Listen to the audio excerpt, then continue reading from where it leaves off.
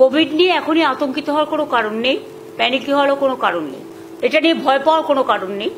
ফের করোনার সংক্রমণ, সব মিলিয়ে সংখ্যাটা দেশে 6,500 ছুঁই। তবে এ নিয়ে আতঙ্কের কিছুই দেখছেন না চিকিৎসকরা।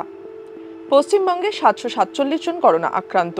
পরিস্থিতি পর্যালোচনায় স্বাস্থ্যকর্তা ও চিকিৎসকদের সঙ্গে একটি বৈঠক করেন মুখ্যমন্ত্রী মমতা বন্দ্যোপাধ্যায়।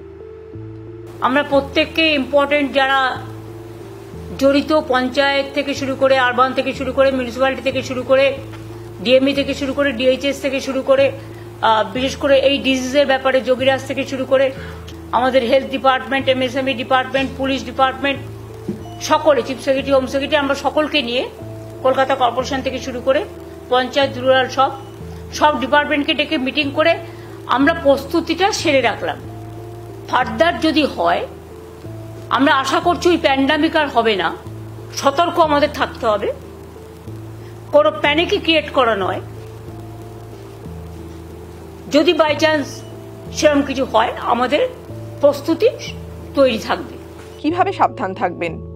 আগের নিয়মে ফিরে যান, মাস্ক ব্যবহার করুন, হাত ভালো করে ধুতে হবে, স্যানিটাইজার ব্যবহার করুন। কোমরবিডিটি থাকলে চিকিৎসকের পরামর্শ নিন। সর্দি, কাশি, জ্বর হলে চিকিৎসকের পরামর্শ নিন। এখন অ্যান্টি কোভিডও ভ্যাকসিন বেরিয়ে গেছে, ভ্যাকসিন সবাই নিয়েছে। সুতরাং আমরা নিজেদের ইন্টারেস্টেই নিজেরা মিটিংটা করলাম, যাতে ফার্দার যদি কখনো সেরকম পরিস্থিতি হয় তখন আমরা যেন প্রস্তুতিটা রেখে দিতে পারি, যাতে কোনো অসুবিধে লোকের না হয়।